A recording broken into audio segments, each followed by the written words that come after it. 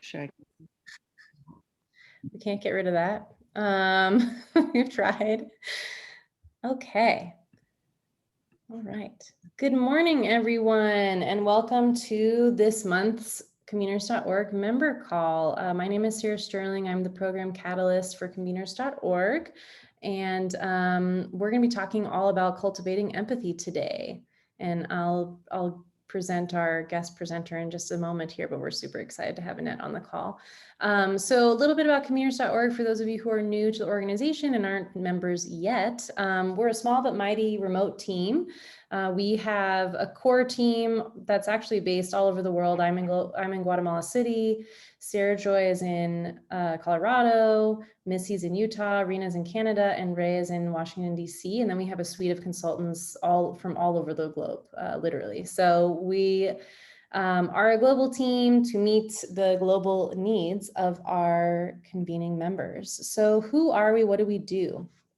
Our work falls into two pretty big buckets. One is our membership community, and the other is our advisory services. In our membership community, if you're an individual and organization who's really passionate about creating sustainable impact by bringing other people together for conversations, training, facilitation, collaboration, events, etc., this is the community for you.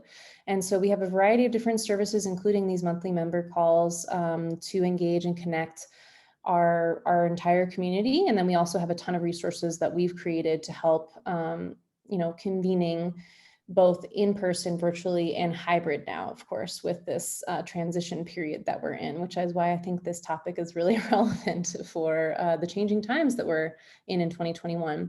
And then our advisory services is our consulting arm. So we work with corporations, universities, large foundations, you name it, if they need help designing or implementing a training, facilitation, or event, we are their go-to people. So if you have any questions around either advisory services or joining our membership community, please email me, sarah@conveners.org, and I'll throw my email in the chat in a second.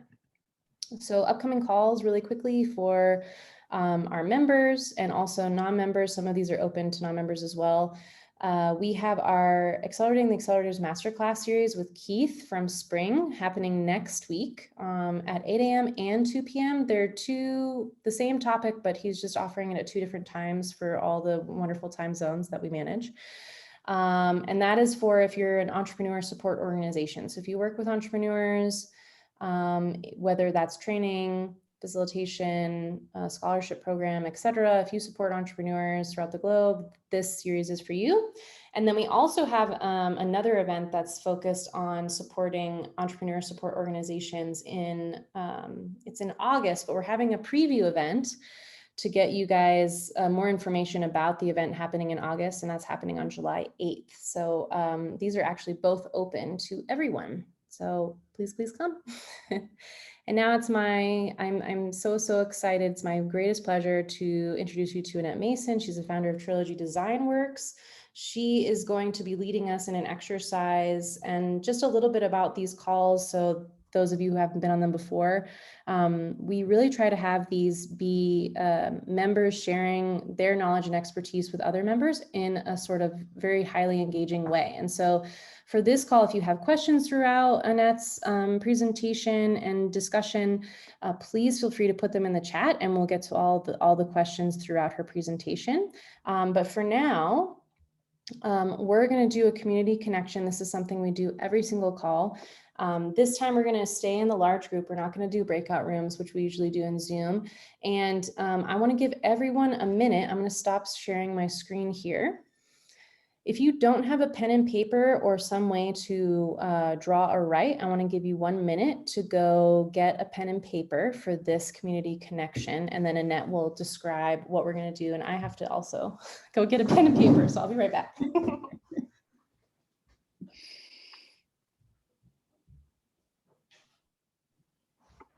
We're going to get lots of opportunity today to cultivate empathy. And we'll begin with me asking you to have empathy with me this morning. When I opened up my slide deck, the font had changed. And the font is no longer letters. So I can't explain it. It could have been operator error when I closed and saved the slides, but so we'll begin with empathy by, I will ask for your empathy. I'm prepared today, and I'll be going off my notes and the design for this session. But okay, Sarah, you're back with your pen and paper. So everybody has some writing instruments. What we're going to do is we're going to warm up for 2 minutes. And one of the things that cultivates empathy is our experiences. So I'm going to ask you to draw and spend 2 minutes drawing. If the last year was weather, what does the weather look like? Draw your weather for the last year. And we'll give you 2 minutes, and then we'll call you back.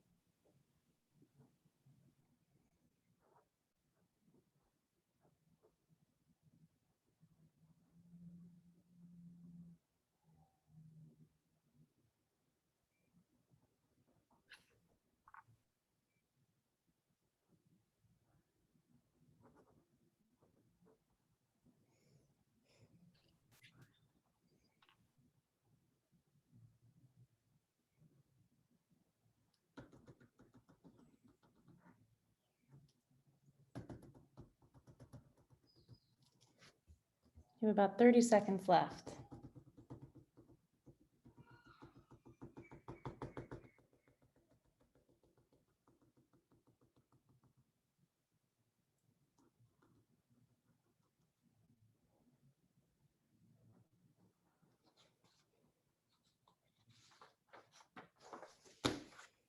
Start wrapping up your drawings, everyone. Oh, this pen is really broken.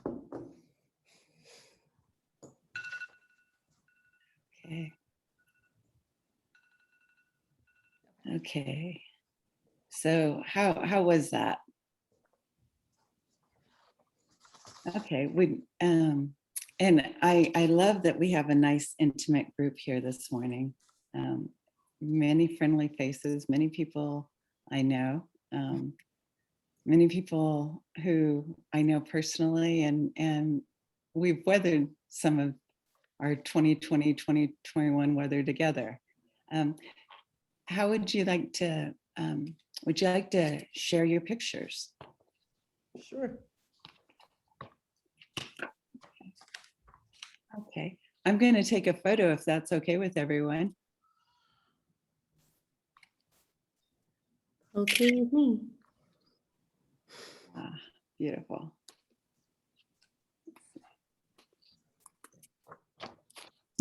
Thank you. So I welcome you to come off mute and tell us a little bit about your weather. And if you would be so kind, Bob, would you share? It's that coming off mute thing that always challenges me. So so mine was started with sort of foggy marine layer, moved to sunshine, and there were lots of waves and a sandy beach. So good combination of marine layer and sun. Thank you. Thank you. Who else would like to share? I'm happy to share. So Bob, mine was not that different than yours, and I saw probably not that different than other people's. And I wrote rainy, dark, cloudy, isolated and kind of closed in, but there's this little bit of sunshine that's sort of popping out in the corner periodically. Yeah. Would anybody else like to share? I will go. I actually put like rainy since I don't like rain. Yesterday, last year being like a rainy weather for the whole year. And then I also put a tornado because it was really hard at the beginning. Everyone was affected and we were afraid. We were sheltering in place. So that was the beginning, but hopefully we will get away. And I wish I had more time to draw a little bit today how we're feeling the weather. Great, thank you. Thank you for sharing. And I am going to build on what you just said, Melton. And this is one of the things I will set the stage and set the table for us of what we'll do together today. But the stormy, the kind of tornado type of situation. So I sketch quite a bit as practice. And so as a daily practice. And so I also had that tornado, and I even had the stick figure of me. And I was really happy how everybody embraced just diving in and sketching. Nobody has the I can't draw syndrome here. But it's also a way to externalize the things that are going on within us. And so I appreciate you joining in that exercise. Does anybody have any questions or comments on that particular part? Yes, Terry. I know we were in lockdown and isolation, but I felt my days were always sunny. I did not consider tornado or anything. It was a chance for deepening relationships with my family that we're all out about, and actually strapping myself to the desk or to the chair to write. And that was always a sunny and very helpful for me. And slowed myself down, slowed my pace down. Came at a good time in my life, actually, as the world is opening up back again. Yeah. Thank you, Annette. Thanks, Terry. And that's an excellent point. And that's some of what we are going to start unpacking here today. So we have, and keep your pen and paper handy, because one of the things that I want you to be able to leave here today with is your own empathy toolkit.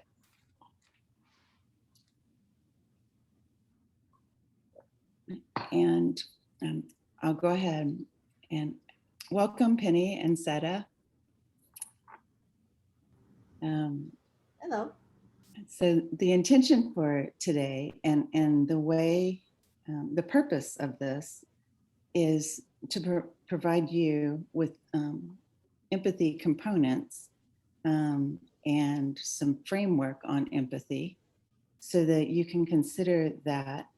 And most of us consider empathy in engaging with others.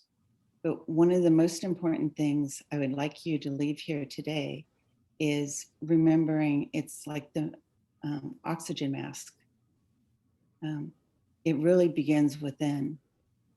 And I want to help everybody understand or remember what self-empathy can look like. And empathy, when we engage well and in a healthy, stable way, is having self-empathy as well as others' empathy. And empathy is not self-sacrifice. So,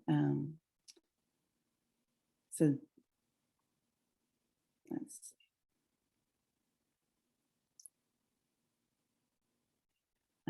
Some context for empathy today is that there's 4 attributes that we typically associate with empathy: perspective taking, staying out of judgment, recognizing emotions in others, and communicating and understanding another's emotional state and state of being. And Brene Brown has done a ton of work in this space. And to those 4 attributes, she adds a 5th one. Some work from Dr. Kristen Neff on mindfulness. And probably most people are familiar with Brene Brown. And Brene has her way of always characterizing things. And she likes the concept of mindfulness, but she's not a fan of the word. And again, empathy, when we're talking about empathy, in this context, in this gathering of people, I feel that we're probably pretty comfortable using the word and using the context of it. But in certain environments, maybe empathy is seen as too soft or not something that's embraced, like in a C-suite or corporate suite. And so Brene took the word mindfulness and talks about paying attention. And paying attention is going to be very important when we practice empathy, whether it is with us, with others, or within ourselves.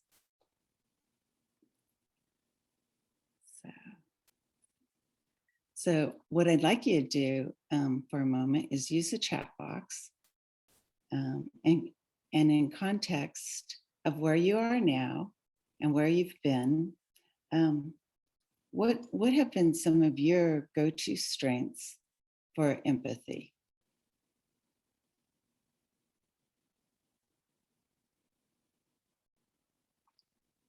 And I'll start us off.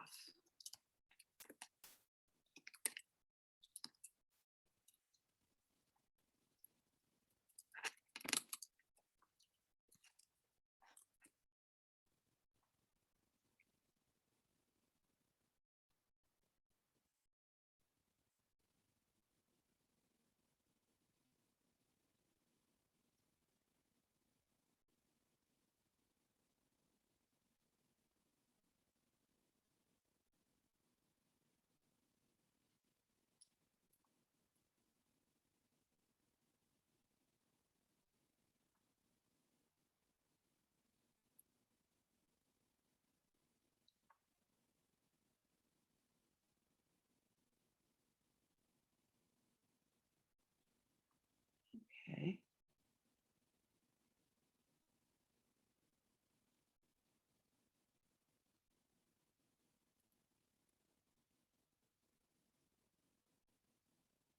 All right, I see listening and presence, breathing, being gentle and kind with myself.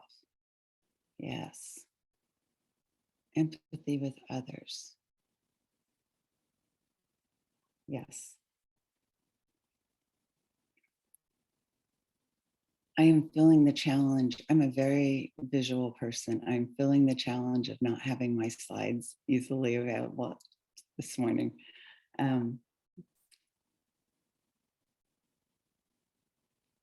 So the self-empathy part is an aspect of observing yourself in a manner of looking at your experiences and doing it with suspending and openness and curiosity. Self-empathy requires you to be attentive in both your present circumstances and your past experiences. And self-empathy really is the exercise in integrating both. And one of the good news about that reflection is that it doesn't require massive radical conversion of those experiences. It's really, if I don't know how many people practice yoga here, It's really observing and just being aware and taking the essence out of those situations of what you've learned. Oftentimes it's in both our opportunities, our high points and our low points are usually the most informative points that help us with our self-empathy. And it's the integration where we get to the more presence and the more gifts of being at peace for our circumstances. And that awareness helps ground us. So as we think about our toolkit, I'm going to ask you to think about adding something in skills that you have a strength in, resources that you can tap, and rituals and daily practices. And I have some to seed the conversation, but I'm sure that there are plenty of other ideas in the room too. So back on your piece of paper, if you'll write empathy toolkit, my empathy toolkit, and then 3 columns, skills, routines and rituals, and resources.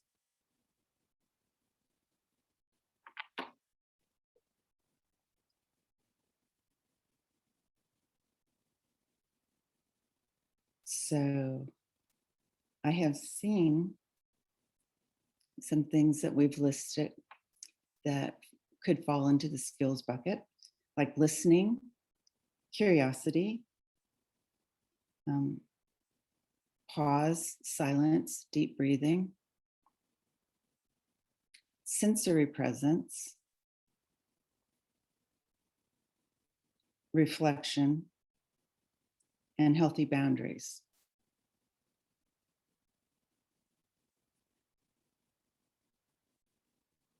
And I think most of those are kind of straightforward. The one that might be a little bit different is sensory presence. And what sensory presence is where you're really intentionally trying to use all your senses. As far as other skills, are there things that people want to, and you're welcome to put it in the chat or come off mute. I want to say open-mindedness. Definitely, that's a good one.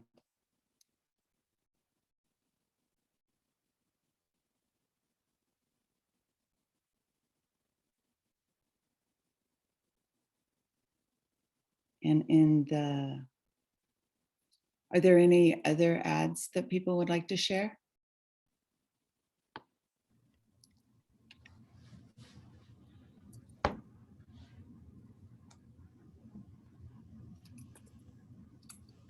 Can I add to observing that one of the things that I think is important, and I had written it, is this idea of paying attention to the details. Like sometimes it's really it's the details that can matter in being able to really understand someone deeply. Yes, absolutely. The nuances, there's so much in the nuances and the niches. And that's also where holding space and pausing and if you're with somebody and you can feel that there's more, you can ask, what else? And if it feels, usually we can sense when there's comfort or discomfort. And in the silence, I'm just here for you. And that also is really good self-talk too.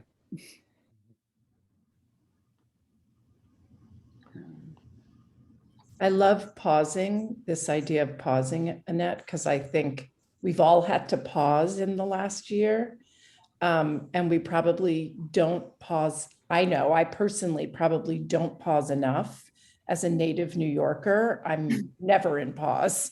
I feel like I'm always in motion. So I really love that idea. Thank you for that. That's a great thought and idea and skill to be learned.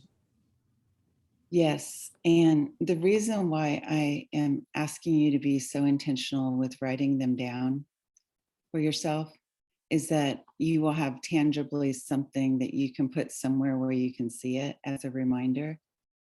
One of the concerns I frequently have expressed right now is as we're in this stage of starting to open up and go back, people who have had time to reflect and have really kind of embraced some of the almost sabbatical in place we had in some instances during this last year, they feel it slipping away.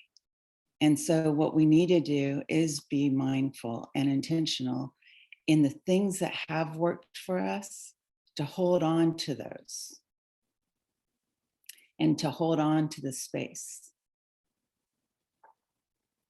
So is there anyone else that wants to add anything? I'm going to go into some daily habits, routines, and rituals. And then I'll also be sharing some resources.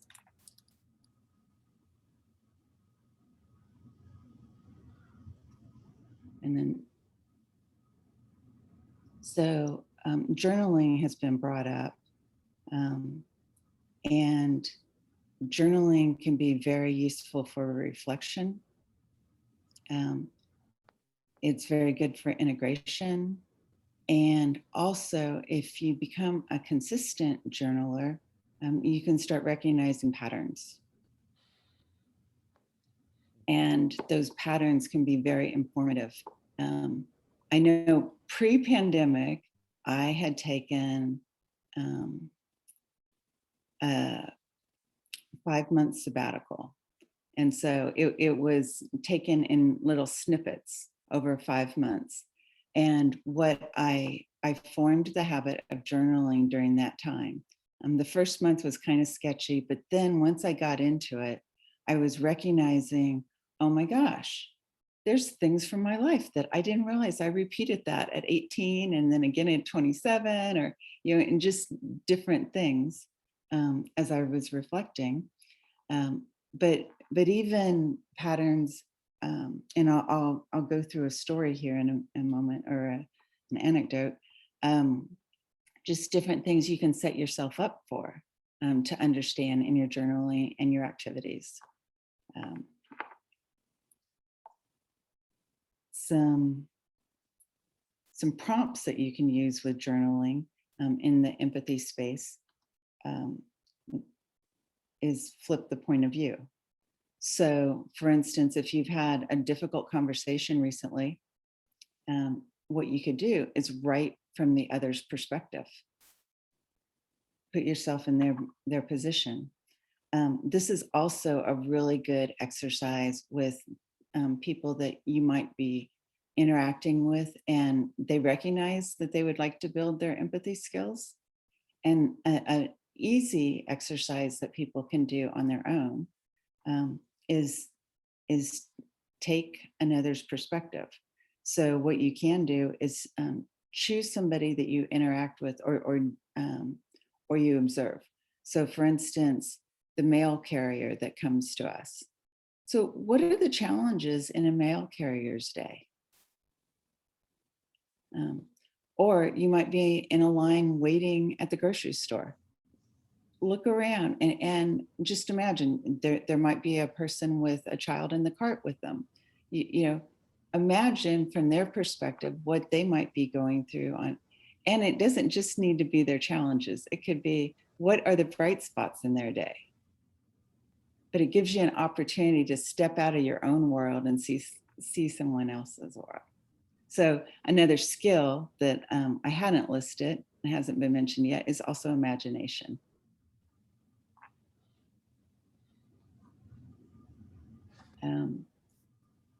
Other things that are useful in daily routines or rituals are reflection questions. And that's kind of a self-assessment activity. And one of the CEOs I know, he's a husband and father of 2 young kids. And what he does is he sets 10 to 15 minutes at the end of every day as he's transitioning from his work world back into family life. And what he does is he has 5 questions. And what was good? How could I improve? And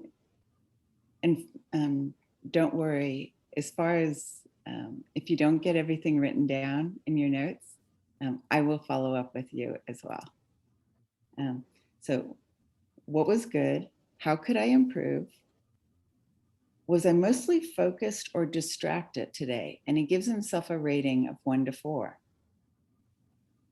Then he asks himself, did I work out? And how am I feeling? And when he's feeling kind of off, he looks at what's the correlation here? And he's definitely noticed that exercise can make or break his day. And then it has a snowball effect.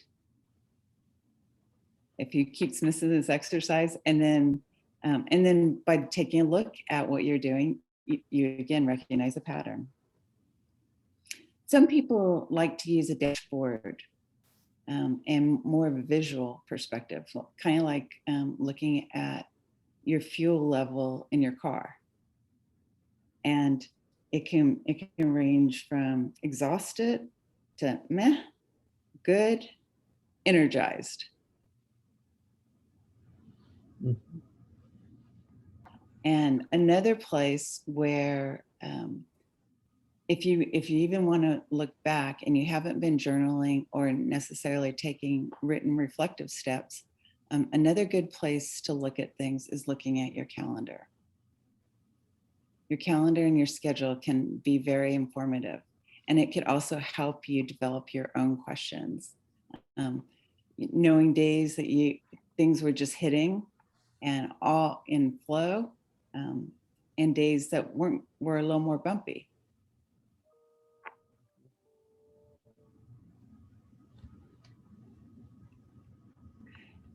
Does anybody have any routines or rituals that happen to work for them?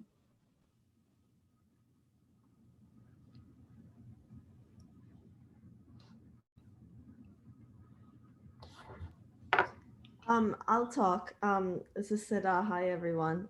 So what works for me is if I need to write daily, and that's, journaling. And then I have found that there are certain things that, certain movements in life that make me kind of get back, or how I call, like, get me back to balance. And those are dancing, because I do movement dance therapy kind of a dance, which is like what a friend of mine calls that hippie dancing. And I love swimming. So it's like dancing, swimming, walking, and bicycling. Like I need to do one of these during the day or when I'm feeling edgy, and then I calm down. So that's those are some things that I notice, and I don't have to do these every day, but I think daily writing is definitely an everyday thing for me. Yeah. Great. Yeah, and another thing that Seda, thank you for that. When you were talking about dancing, it is also, I would really encourage you, if you don't have your own playlist, kind of your mood playlist. So sometimes we might be reflective. Sometimes we might have gotten sobering news. Sometimes we need just some energy and want to pump ourselves up. But I would encourage you to thoughtfully have And it's so easy these days to do that with our technology, or even grabbing a few links from YouTube and dancing it out, or just listening to the appropriate music. That can be well. I don't do this every day, but I try to almost every day. I live in a house with a husband, a son, and 2 male cats. I'm the only female. And I like to get in my car by myself and just go for a drive. Turn on the radio, go for a drive. Just me, the windows open, air on my face, music in my ears. That is very relaxing for me. And is, I am not particularly, I'm much more externally empathetic than internally and self-empathetic. So that's one of the ways that it's a small thing, but it helps me take care of myself. That's beautiful. Thank you for that. Yeah, that's great. And especially in the self-care kind of way. I will add one thing to that, especially when you're talking about an all-male household.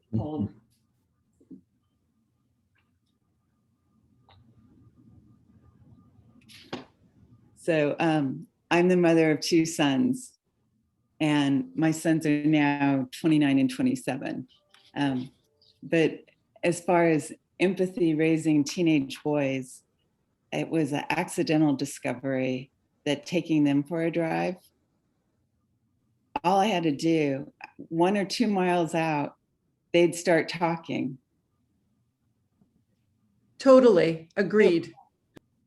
And so, where you can find those places so that people can open up, I encourage that. So with your loved ones or your colleagues, it may be going for a walk, but noticing, and that's part of the whole awareness and the noticing. Okay, I am going to go over to the resources.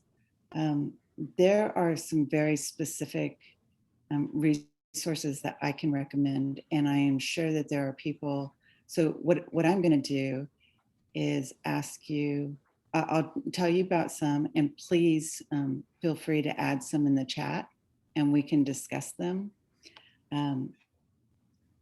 So the 2 of them that I'm going to talk about are 2 TED Talks.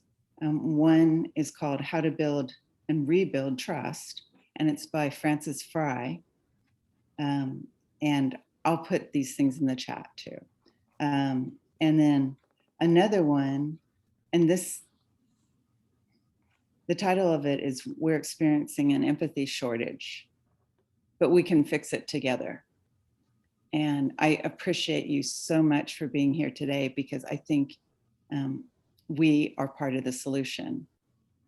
And beginning within is part of the solution as well. And so I'm going to put those in the chat. I also am going to share 3 books and 2 articles. And it won't be any surprise that one book is from Brene Brown, and it's Dare to Lead. And she has some wonderful resources on empathy and understanding. And her books, one of my favorite parts about her books is she has a very rich index. And so you have to read it cover to cover, although it's usually compelling and invites you in. But you can go to the index and kind of look at what you need. And she's does that very well. I mentioned Frances Fry's name a minute ago with the TED Talk, Building Trust and Rebuilding It. She and her spouse, Anne Morris, wrote a book called Unleashed, the Unapologetic Leader's Guide to Empowering Everyone Around You. This is a super bold title, and I can tell you it lives up to its name.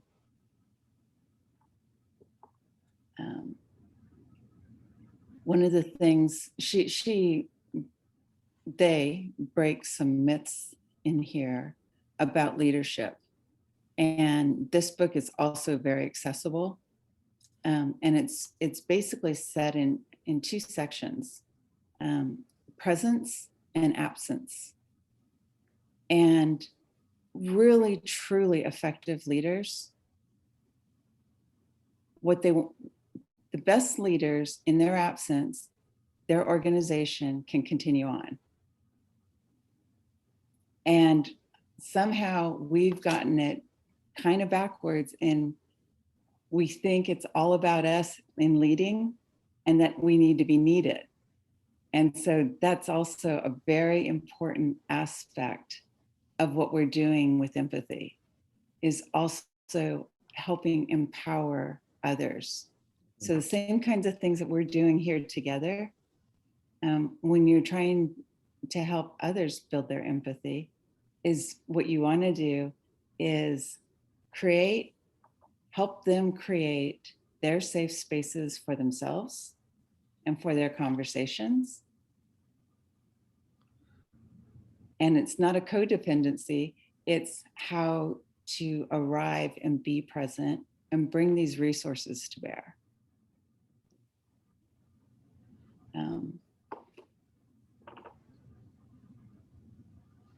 The articles that I'm going to share with you, one is a New York Times guide, and it's called The Year of Living Better, How to Be More Empathetic. And a lot of these tools, what's really nice about them, they're accessible, you can get them online easily, and they're very shareable.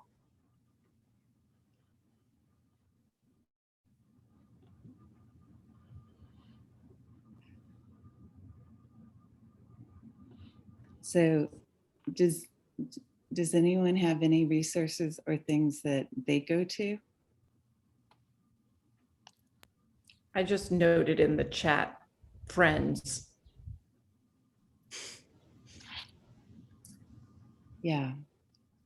So absolutely. There's friends, and then also one of the biggest things, one of the most important things that I found were communities that were generous. That was one of the things that I really loved. I had met one of the founders of Conveners several years ago when she facilitated a session at University of San Diego for women leaders. And Conveners at the beginning of 2020 was really quick to recognize that their members were having all their live events shut down because of the pandemic. And so what they did is massive outreach and started reskilling and pivoting skills so that people could carry on with their mission in the ways that were available to us. And one of the things that I really enjoyed was I did a boot camp with Conveners on learning how to design convenings virtually. And so finding generous communities and also making friends, that is one thing that I can say I made more friends in 2020 around the globe. And I'm a global traveler. I made more friends in 2020 from Santa Luisa Drive than ever. And so friends and finding safe communities with generously minded people and wholehearted people are also a really important thing. And I have found them a few different places here in the Conveners organization. And several of you I know through Aisha Bursell. Aisha Bursell hosts a virtual tea every Wednesday. And we get together and we have fun and we buoy our creative spirits. We go through exercises, and Aisha is an industrial designer, and she's taken her design principles and applied them to life. And she's written a book called Design the Life You Love, which is also an excellent resource. And that community is an excellent resource, and it's complementary. There's also some learning communities. But one of the things that I would recommend is, if you are looking for some communities, is looking for things you might want to build, skills you might want to grow, and looking for opportunities in that space. I love being a curator and helping people connect with those things. So if you are looking for a community or something to build out some of your skills, or reconnect with them, please don't hesitate to reach out to me. I'd be happy to help you if you're not finding what you're looking for. Okay, with that, now, Sarah, do we have a few minutes for questions? Yeah, we have about a little less than 15 minutes. Okay, great. What I'd like to do is, if you, I'm gonna put some of these resources in the chat. And while I'm doing that, if you could start queuing up questions in the chat, I am open to talking about these resources and talking about how I use them, or how I've seen others use them, or questions that you have about empathy and challenges you might be experiencing.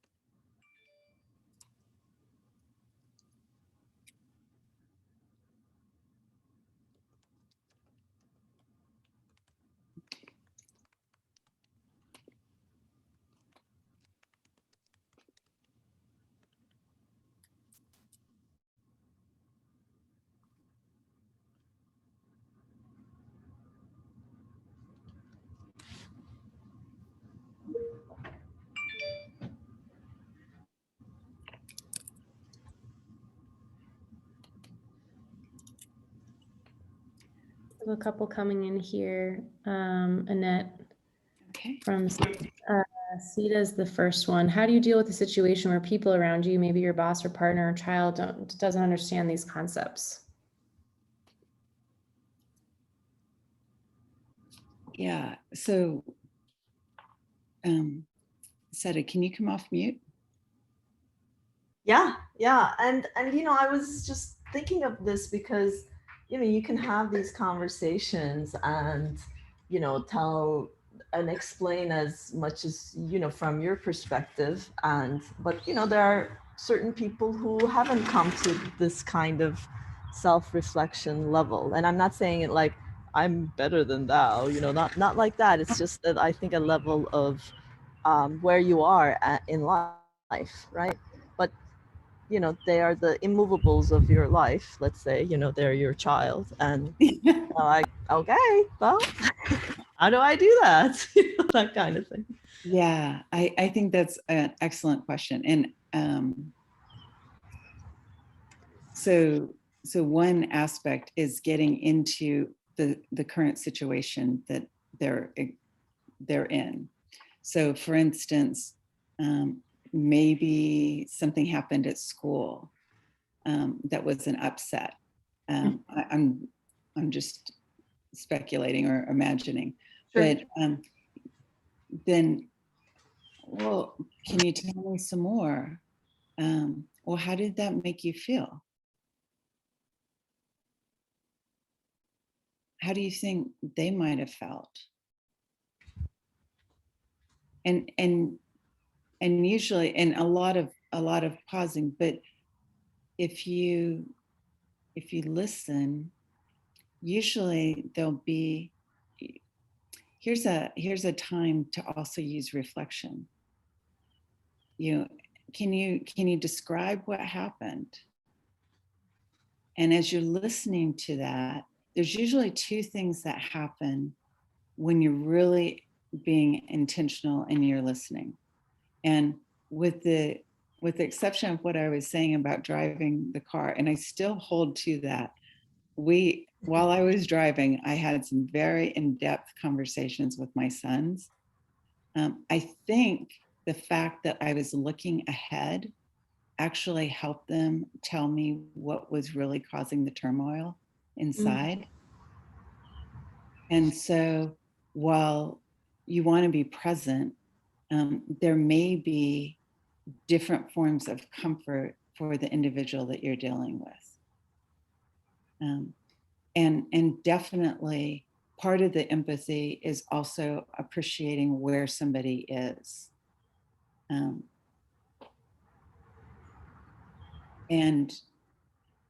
if it's a relationship thing, somebody, like whether it's a spouse or a friend, or and there's an upset, what is it like when things are going well? And earlier, when Leah was talking, I was realizing when she was talking about in the niches and the nuances,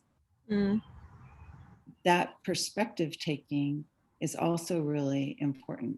And perspective taking and understanding how people feel. So what do you think about that is one form of perspective taking, and how do you feel about that is another form. And then the details and zooming out, because what were the circumstances around that? What are the other things that might be amplifying the circumstances? So zooming in and zooming out are also things to be considering in your question set. Yeah, no, great, thank you.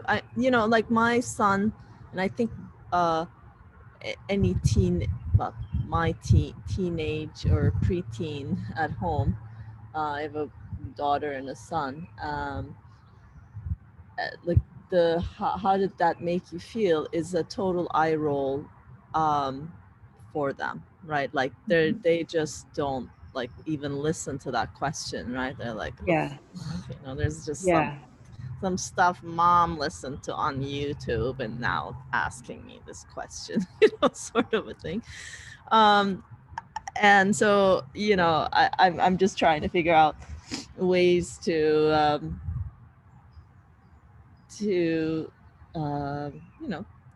have that dialogue. Like it's it's really more about the dialogue than what is said, right? To feel that connection and that, yeah. Thank you. yeah. Well, and sometimes just telling someone, especially a son, hey, I'm just here to listen. I'm just curious. And sometimes it's just sitting in silence together. Mm-hmm. And that's still happening even at 27 and 29. Great. And so that's where the skills of pausing and being comfortable in the silence, and also letting whoever you're with, it's fine. We can just sit here. And sometimes it just takes that. The other thing that for sons, well, for anybody, but also executives and sons seem to resonate with box breathing. So box breathing, if you're not familiar with it, is breathing into a count of 4. Oh, okay. Holding it for a count of 4, breathing out to a count of 4, and holding that. Thank you. I agree with Sada though, and you know this too, Annette. I'm sure it's like teenagers, teenage boys are a particular beast. And I've sometimes found like just not asking and not even sometimes like you were saying, even beyond the silence, it's like just I didn't even notice that can sometimes work the best. Thank you. Yeah, thank you for that.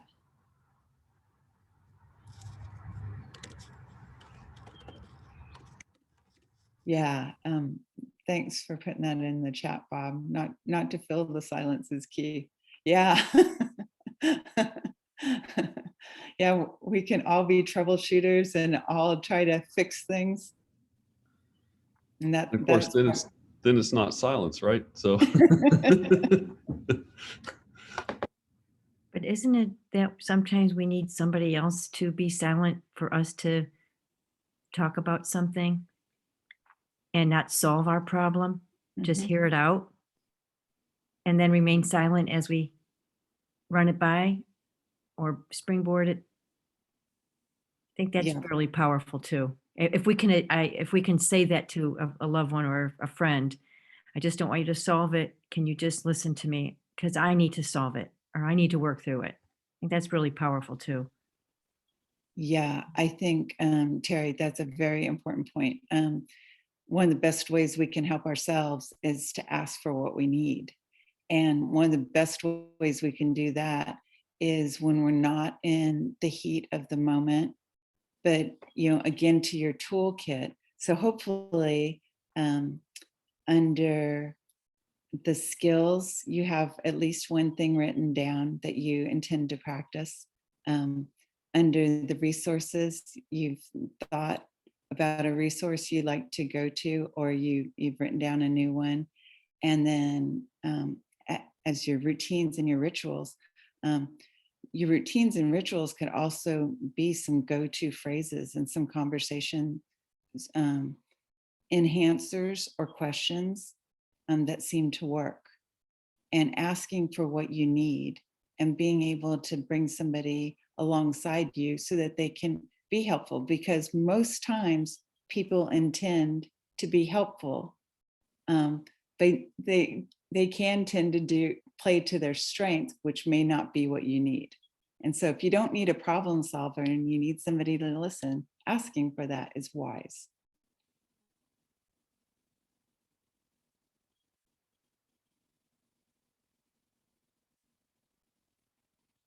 Yeah, we're at the top of the hour. Sarah, do you have anything further that you want to cover? No, just gratitude for your time and expertise in investing in this community. And it's been such a lovely call. I feel so calm and just like ready to be more empathetic with others. Or it's just like a lot of tools now that we can all use, which is really great, and resources. So just want to thank you for your time. Yeah, and I'm happy to give you a few slides with some pretty imagery and the recommendations from today. So I've emailed there, and I'm happy to return it with the slides. Perfect. Thank you so I much. thank you very much. Yeah, thank you everyone who And took some time in this call. Sorry, Annette, go ahead. I just want to acknowledge you and appreciate you for investing in this hour so that you can be of service to yourself and the others around you. Thanks, Annette. Thank you for doing it without slides so beautifully. I agree. Thank you. Thank you. thanks, Annette. Awesome. Have a wonderful rest of your week, everyone. Take care. Stay Thanks, safe. Annette.